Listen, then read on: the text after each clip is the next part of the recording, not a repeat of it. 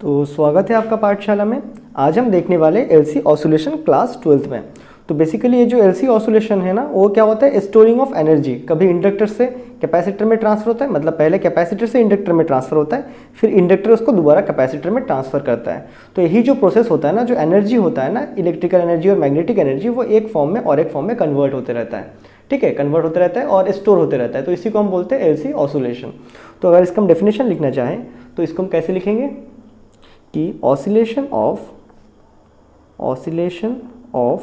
L लिखा है, सी लिखा है, लेकिन पहले कैपेसिटर के पास पहले चार्ज स्टोर्ड होता है। That is oscillation of electrical potential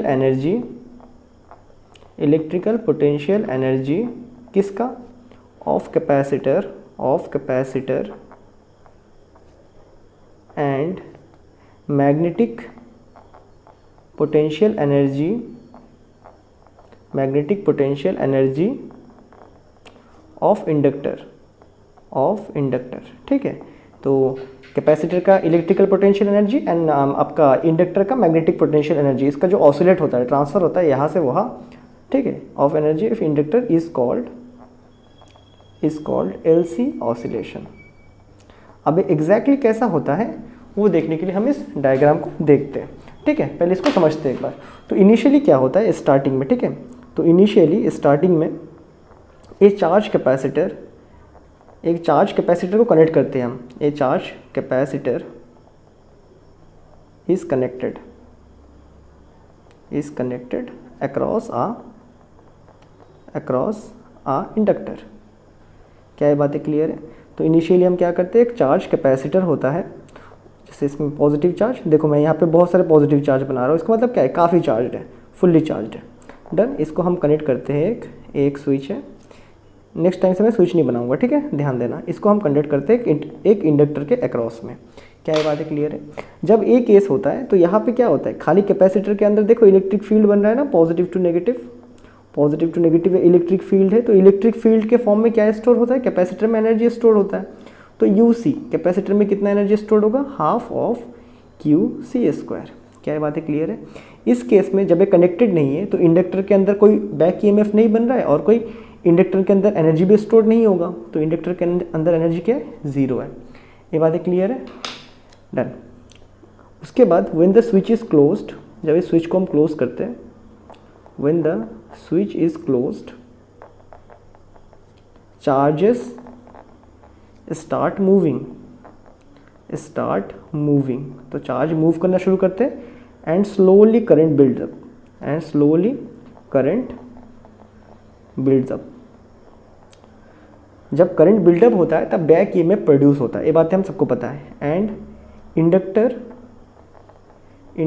start producing back EMF, और इंडक्टर क्या करता है, बैक EMF प्रोड्यूस करना शुरू करता है। कैसा बैक EMF प्रोड्यूस करेगा कि जो करंट में चेंज हो रहा है उसको अपोज कर पाए।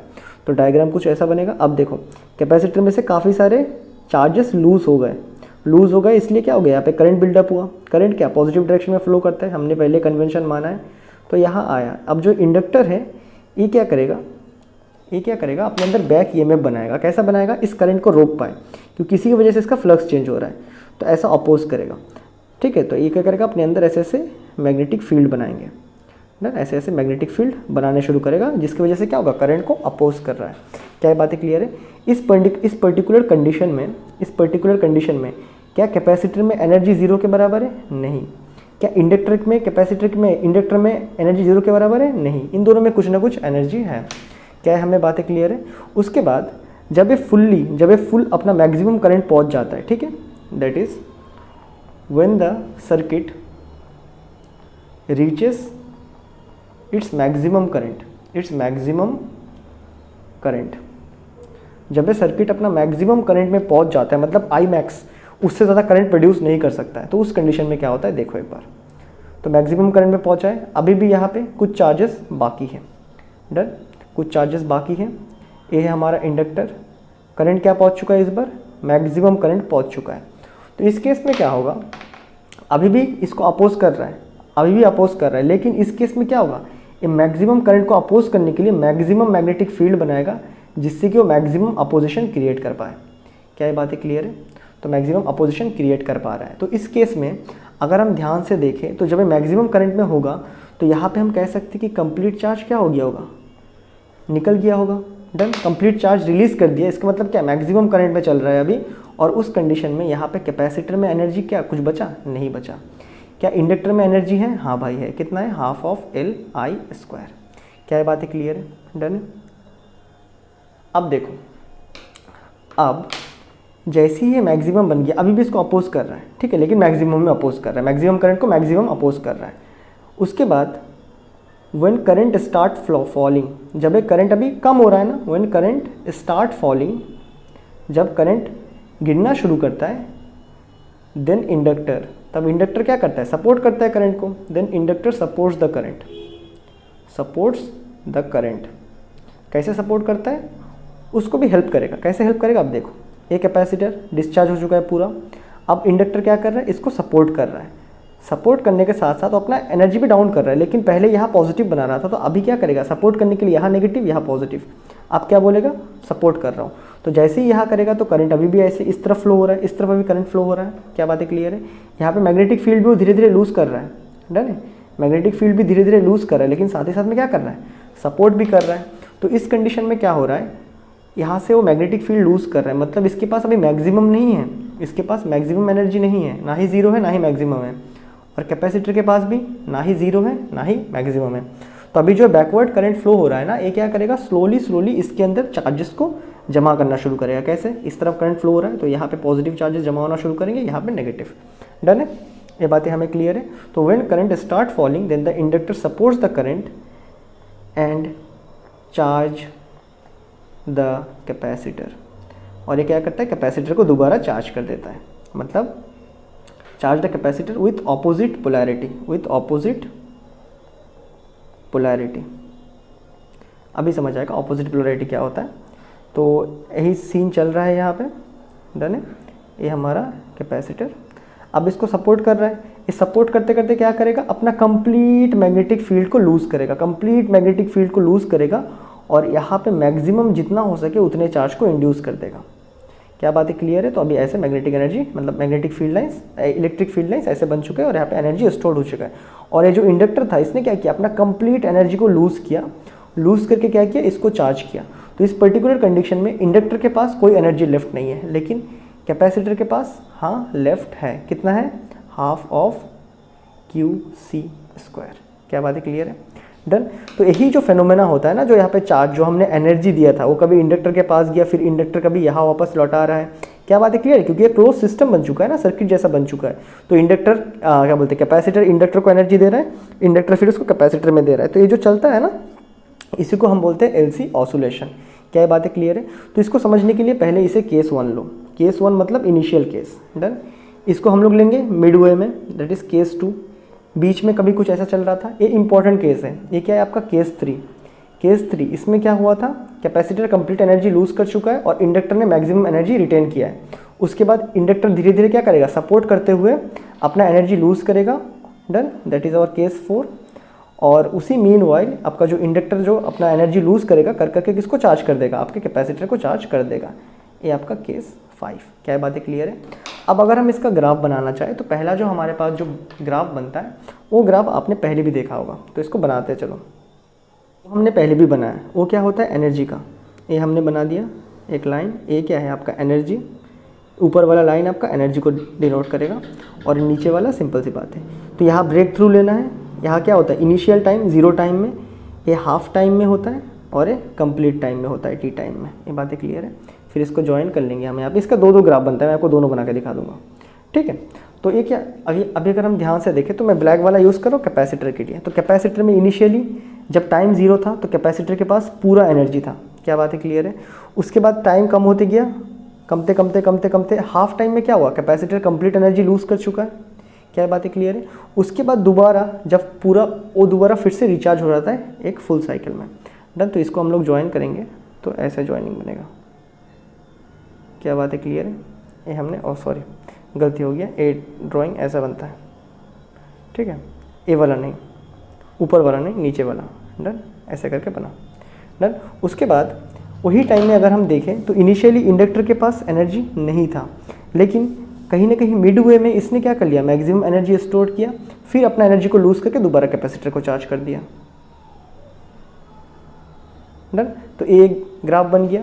यहाँ पे जो रेड वाला है ये क्या बताता है आपका, यूएल इंडक्टर के एनर्जी को बताता है, और ये ब्लैक वाला आपको क्या बताता है, कैपेसिटर के एनर्जी को बताता है। ये बातें क्लियर है। इसका एक और ग्राफ बनता है, वो बनता है टाइम के साथ, एनर्जी और टाइम। डन। तो यहाँ पे फिर से वही एनर्जी और यहाँ पे टाइम होता है। टाइम मतलब क्या, ज़ीरो टाइम, हाफ टाइम, और यहाँ पे आपका फुल टाइम। इनके बीच में क्या होता है, क्वार्टर भी होता है। क्या ये बातें क्लियर है। डन। अब देखो इस ग्राफ को कैसे बनाते हैं। इसके लिए पहले कोई एक उठाओ। इनिशियली आपका कैपेसिटर में एनर्जी मैक्सिमम, तो इनिशियली कैपेसिटर में एनर्जी मैक्सिमम, फिर ये चलते गया चलते गया चलते गया चलते गया चलते गया। डन है। चलते चलते हम देख सकते हैं ये कम होते गया कम होते गया, कम होते होते कहाँ पहुँच चुका है, कम हुआ हुआ हुआ होते होते ज़ीरो पहुँचा एक बार। डन। यहाँ पे ज़ीरो पहुँच चुका है। डन। या फिर अगर हम इसको नेगेटिव में बनाएं तो भी चलेगा। तो ये कम होते होते होते होते यहाँ पे ज़ीरो पहुँच चुका है। डन। उसके बाद अगर हम देखें तो फिर उसके बाद क्या, एक ऐसा चार्ज हो रहा है अपने आप को, एक ऐसा चार्ज कर रहा है अपने आप को अपोजिट डायरेक्शन में चार्ज कर रहा है। दिख रहा है ना, यहाँ पे देखो कैपेसिटर ज़ीरो हुआ, चार्ज कंप्लीट लूज़ कर लिया, उसके बाद कैपेसिटर फिर से गेन कर रहा है एनर्जी को, बट एनर्जी अभी किस नेचर का है, ऑपोजिट नेचर की एनर्जी को गेन कर रहा है। मतलब क्या है, गेनिंग चल रहा है। ये बातें क्लियर है। ये ज़ीरो हुआ, उसके बाद चल रहा है, नेगेटिव नेचर की एनर्जी को गेन कर लिया, उसके बाद फिर से यही साइकिल रिपीट होगा, फिर नेगेटिव नेचर की एनर्जी को धीरे धीरे करते करते करते करते लूज़ करेगा। लूज़ करने के बाद ठीक है, फिर से ए नेगेटिव वाला उल्टा साइकिल, गया लूज़ किया, इंडक्टर मैक्सिमम ए कर लिया। ठीक है, ये बातें क्लियर है। तो ऐसा भी इसका एक ग्राफ बन सकता है। तो इसको ज्वाइन कर लेते हैं फटाफट ऐसे करके। ए बन गया मेरा किसका, ए बन गया मेरा कैपेसिटर का। डन। सिमिलरली आपका जो इंडक्टर है उसका ही बना सकते हो आप। इंडक्टर क्या कर रहा था, इनिशियली इसमें कोई एनर्जी नहीं था। डन है। उसके बाद क्या किया, इसने एनर्जी को मतलब क्या बोलते हैं, इसने अपने अंदर एनर्जी स्टोर करना शुरू किया। एनर्जी स्टोर करते करते कहाँ तक एनर्जी स्टोर किया, यहाँ तक, हाफ ऑफ Li²। मतलब क्या है, इसने मैक्सिमम एनर्जी को स्टोर कर लिया। क्या है बातें क्लियर है। लेकिन ये किस तरफ एनर्जी को, अपोजिंग नेचर में कर रहा था। क्या है बातें क्लियर है। कैसा कर रहा था, अपोजिंग नेचर में ऐसे करके अपने अंदर मैक्सिमम स्टोर किया। उसके बाद फिर से इसको लूज़ कर रहा है, लूज़ करते करते करते करते करते करते क्या, फिर ज़ीरो हो गया। फिर ज़ीरो होने के बाद फिर ये अपने अंदर स्टोर करेगा, स्टोर कर करके फिर मैक्सिमम करेगा, फिर इसको धीरे धीरे धीरे धीरे लूज़ करते रहेगा। ये बातें क्लियर है। तो ऐसा भी इसका एक ग्राफ बनता है। एक किसका है आपका, ये है आपका इंडक्टर का, एनर्जी का। डन है, टाइम के साथ। तो ऐसे एक ग्राफ में फ़ायदा क्या है, ये आपको बताता है, नेचर भी बताता है कि किस टाइम में कैसा एनर्जी स्टोर कर रहा है। डन है। और ये वाला तो आपका सिंपल ग्राफ है। इस कंडीशन में क्या होता है, इनिशियली आपके पास कैपेसिटर में एनर्जी मैक्सिमम होता है और इंडक्टर में एनर्जी ज़ीरो के बराबर होता है। इस मिडवे में क्या होता है, इंडक्टर के पास एनर्जी मैक्सिमम हो जाता है और कैपेसिटर के पास एनर्जी बचता ही नहीं है। फिर ऐसे करते करते करते करते यहाँ पे क्या होता है, आपका जो इंडक्टर है वो फिर से ज़ीरो कर लेता है एनर्जी को, और कैपेसिटर क्या करता है, अपने अंदर मैक्सिमम एनर्जी स्टोर करता है। दैट इज़ कितना, हाफ ऑफ Q∗C²। डन है। यहाँ पे इंडक्टर कितना मैक्सिमम करेगा, अच्छा यहाँ पे Q मैक्सिमम लिख दो। चलो, इंडक्टर कितना करेगा, हाफ ऑफ Li⁻max का स्क्वायर। यहाँ पे इनिशियली कितना रहेगा, कैपेसिटर के पास मैक्सिमम हाफ ऑफ Q∗C²। क्या है बातें क्लियर है।